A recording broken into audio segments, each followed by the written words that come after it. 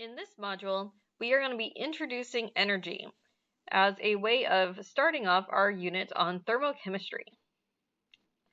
The learning objectives for this module include describing the nature of energy changes that accompany chemical and physical changes, as well as calculating internal energy for processes and explaining the classification as a state function. So let's begin by talking about what is energy. When we talk about thermochemistry, we're studying the relationships between matter and energy. Energy interacts with matter. And so understanding how these two, matter and energy, relate to each other is really important for understanding the chemical reactions that occur in our world. In physics, energy is described as the capacity to do work. This doesn't necessarily mean being actively doing work, it just means having the ability to do work. Work in science is defined as force acting over a distance. So for instance, if I take a cup and I push it across a table, I am doing work. I am applying a force on this cup and pushing it over a distance. I like this definition of work because even when I'm really being extremely lazy and not doing much, I can still say I'm working. Because in science, I am. So, work is just force acting over a distance. It's a bit different than our normal everyday language of work, but I like it. Heat is the flow of energy caused by a temperature difference. And we will be talking more about heat and work as we go along. Energy cannot be created nor destroyed, but it can flow between objects that are in contact with one another. So for instance, if I'm holding a hot cup of coffee, then heat is being transferred from the hot coffee to the cup and into my hand. And that's because the coffee is hotter than my hand. If I'm holding a glass of ice water, then heat flows in the opposite direction from my hot hands into the ice water, because it's always flowing from hotter to colder objects. I have a picture here of an internal combustion engine and combustion, and this is kind of demonstrating how this combustion of materials is used to do work and to put that energy into good use. So it's a way of converting one form of energy into another form of energy. So let's talk a little bit more about this energy transfer. So you can kind of think of energy as some kind of quantity that an object has. Kind of like money. You might have some money in your wallet. Heat and work are ways of exchanging that energy with other objects, just as you might have to exchange money for doing work or having work done. So if you do work, you get money from your employer, and then if you pay to have a job done, then you pay money. And so there's this exchange of money in the world, and that's kind of this exchange of energy. Heat and work are the ways that is exchanged, and energy is the actual money in that analogy. So this ball has energy, and then as it moves onto this ball, it transfers some of that energy to the new ball, and then that causes this new ball to move and have more energy than it had before. So energy can move in or out of an object. Types of energy. Energy can be classified as either two broad categories. We can either have kinetic energy, which is the energy of motion, or potential energy, which is energy stored in an object or because of its position or due to the composition of that object. Kinetic energy can be further subclassified as like mechanical energy, thermal energy, radiant energy, electrical energy, sound energy. That's not even on here, but these are all subtypes of kinetic energy. In kinetic energy, for mechanical energy, which is associated for motion of an object, kinetic energy is defined as 1/2 times the mass times the velocity squared.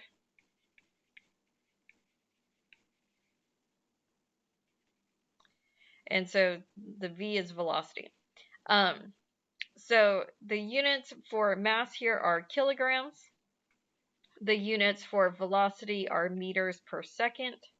And then since you're squaring that, you end up with this kilograms times meters squared per second squared unit. And that is how a joule is defined. So a joule is a unit of energy, and a joule is equivalent to a kilogram times a meter squared per second squared. In this class, we're mostly concerned with thermal energy. Thermal energy is associated with temperature. Thermal energy is associated with atom movement. So vibrating atoms, atoms moving around, that is thermal energy. Potential energy is energy stored in an object due to its composition or position. Potential energy can be subdivided into chemical, nuclear, gravitational, or stored mechanical energy. Stored mechanical energy means like you've compressed the spring and it has the ability to bounce back to its original shape. So think of that as like a compressed spring. And then it will expand back into its original shape. Gravitational potential energy, that has this equation here, where this is mass in kilograms. This is the acceleration due to gravity.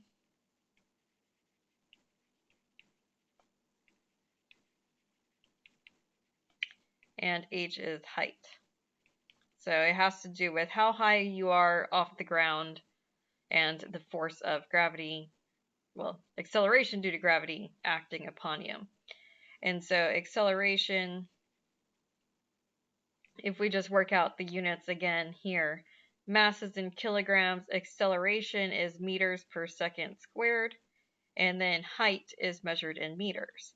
And so the units here are kilograms times meters squared per second squared, which is the same as a joule. So this combination of units gives us the same units as in the kinetic energy equation, which is pretty nifty. So it's just a different way of calculating it, but it doesn't have to do with speed, because in potential energy, things aren't moving. They just have the ability to do movement. They just aren't moving, well, other than some vibrations, they aren't like moving across anything. So we are mostly going to be concerned with chemical energy, which is related to chemical bonds. You always have to put energy in to break a chemical bond, but that chemical bond, when we form chemical bonds, it can release energy back out. And so we're kind of forming a potential energy well, where we have this ability to release energy when bonds form. So just like in the compressed springs, some compounds are kind of like compressed springs, where like once we break chemical bonds, it kind of like releases a lot of energy. So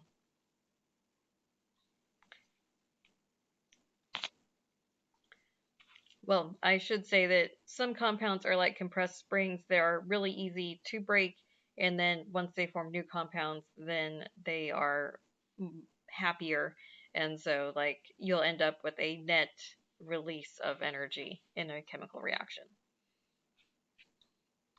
So let's talk about energy conservation.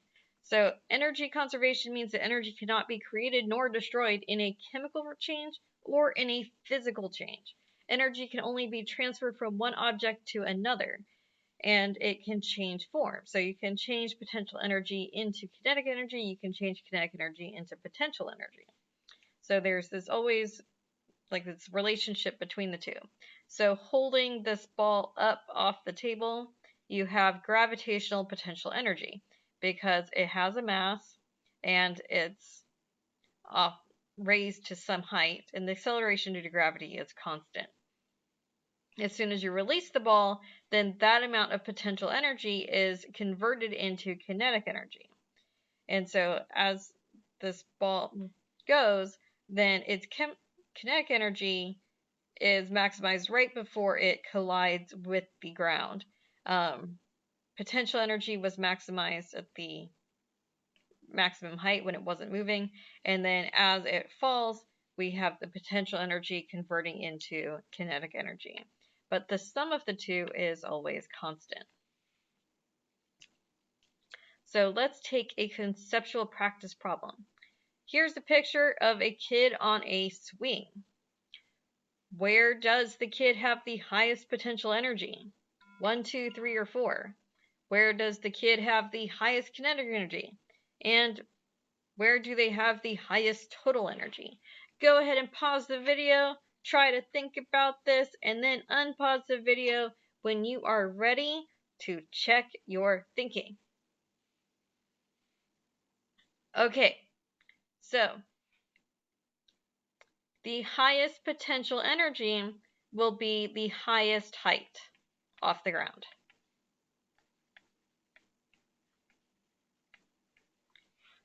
And so if we look carefully at these points, trying to draw a cross here, point 4 is higher than point 1. And so point 4 will have the highest potential energy because it's the highest off the ground. Where's the kid going to have the highest kinetic energy? Well, they're going to have the highest kinetic energy when they are lowest to the ground, because that is when potential energy is the lowest.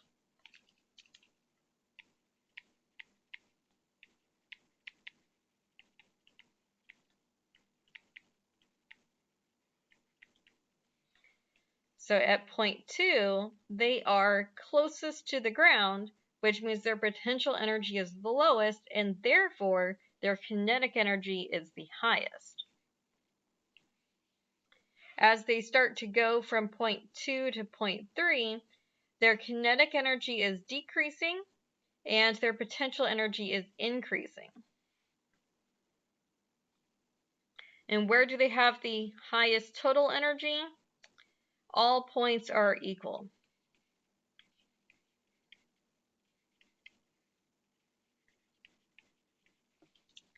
All points are equal because energy is conserved. And so the sum of kinetic energy and potential energy is always the same.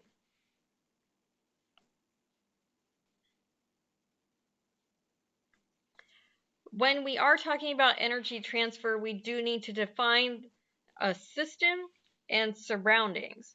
A system is defined as the material or process being studied. So for instance, if we say like iron reacting in a hand warmer, then the iron would be defined as the system because that's like the subject of that sentence. And so this would be the system because we're actually studying it. The surroundings are everything else in which the system can exchange energy. So if I'm holding this hand warmer, then my hand, the glove, the air in the glove, the air outside the glove, all of that is the surroundings. I might even define the surroundings to include the solution immediately around the iron. So, like, we need to define the system very specifically to be what is actually understanding, like what we're actually studying. The surroundings is everything else. If you look at this diagram, only the solution inside the flask is colored blue, and then even the flask for the surroundings is colored blue. That means that the system here is only being defined as the solution within the flask. In the flask and everything outside the flask is defined as the surroundings. Together, the system and the surroundings make up the whole universe. Since energy is conserved, then the total amount of energy between the system and surroundings stays constant. Anything lost by the system has to be gained by the surroundings in the same amount. So if we look at this energy gauge here, then we can see that in this change, the system is losing like 1/4 of this energy gauge. And so that means that the surroundings have to go up by that same amount, because the total amount of energy needs to stay constant. There's a total of 3 bars between the system and the surroundings, and it stays a total of 3 bars after the exchange of energy. So we're not creating more energy, we're not destroying energy, we're keeping the same amount of energy, we're just changing the location of it. It can be exchanged between the system and the surroundings. So that means there is no such thing as free energy. We can have renewable energy sources like solar panels, but they always come at a cost. And so what are we using to make the solar panels? Well, we have to mine the materials somewhere, and that takes energy to mine them, and that takes resources. So there's no such thing as totally free. Everything's coming at a cost, which is where the cost is located. The total amount of energy in the universe is constant. Even if we take energy from the sun, it's still coming from the sun. We're taking energy from the sun. But, at least the sun is providing it at a very fast rate, and it won't burn out for a long, long time. So we don't have to worry about it too much. But you can never design a system that will produce energy without having another source of energy. You can always convert it from one type to another. In graduate school, I studied thermoelectric materials, which convert heat into electricity. And so I got a little picture of a thermoelectric generator here. That's just to say, that wasn't producing free energy. That's just trying to convert heat energy, which is usually wasted, or waste products, back into something more useful. So that's what my undergraduate and graduate school research was on. There are lots of different units of energy, such as this. Well, I already showed you this. Kinetic energy is equal to 1/2 mv squared equation, and how you can plug in the mass units and velocity units and come up with a joule. And so a joule is the SI unit for energy. A joule is a relatively small unit. So for instance, a 10-watt light bulb uses about 36,000 joules in 1 hour. And so a lot of times we're measuring units in kilojoules instead of joules, because joules are really tiny. Another unit of energy commonly found in the United States is the calorie. A calorie was originally defined as the temperature needed to raise the 1 gram of water by 1 degree Celsius. So increase the temperature of 1 gram of water by 1 degree Celsius. A calorie is now defined as exactly 4.184 joules. And that's an exact conversion. They just said it that way. A nutritional calorie, like if you go to nutrition labels in your pantry and look at it, those are calories with a capital C. That is equivalent to a kilocalorie. Remember how I said that joules were really small? It's true. So we said here that 1 calorie is 4.184 joules. Those calories from your food are actually kilocalories. And so 1 kilocalorie with a capital C is equal to 1 kilocalorie with a lowercase c. I know, why did they do this? And then that's equivalent to 4.184 kilojoules, because if this has a K prefix from above, then we can insert a K prefix on the other side and still maintain equality. So the nutritional calories you're used to are actually kilocalories. I know. It's always been that way though, so you're just now learning it. A larger unit is the kilowatt hour, and so if you look at your PG&E electric bill, you might see kilowatt hours. A kilowatt hour is defined as 1 kilojoule per second, and so, well, that's 1 kilowatt. 1 kilowatt is 1 kilojoule per second. Since there are 3,600 seconds per hour, then 1 kilowatt hour is equivalent to 3,600 kilojoules. And so now you can convert your electric bill into joules, and then you could equate it to kilocalories because you could. Let's do a practice problem for unit conversions. This says how many kilojoules of energy are in one serving based on the nutritional facts provided. And then it gives us some information about how fats contain 9 calories per gram, carbohydrates contain 4 calories per gram, and proteins contain 4 calories per gram as well. So if we look at this, it says that we have fat has 6 grams, then we have carbohydrates, which are 15 grams, and protein, which is 5 grams. So we'll just use those numbers on the nutrition label. So we have 6 grams of energy from fat,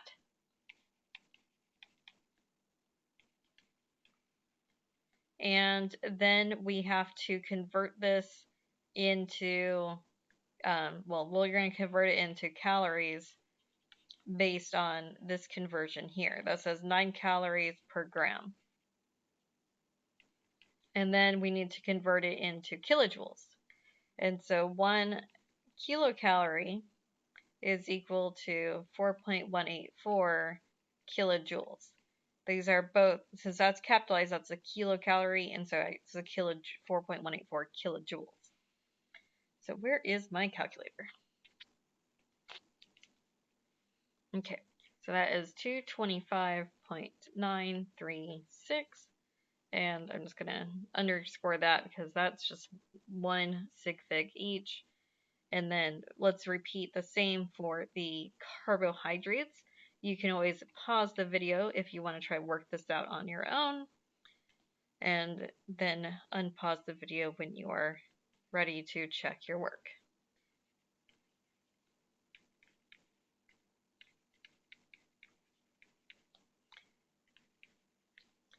And so if I type that into my calculator, 15 times 4 times 4.14.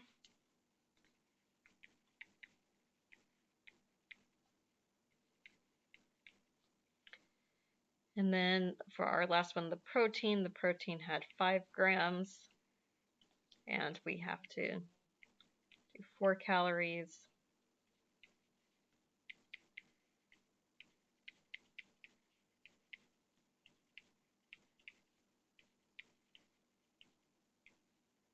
Gotta watch my capitalization on these C's.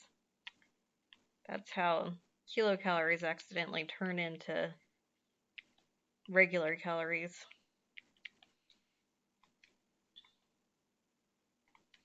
Capitalization matters, folks.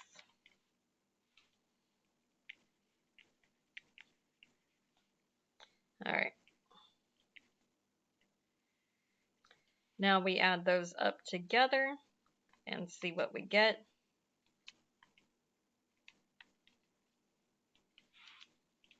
And so I'm getting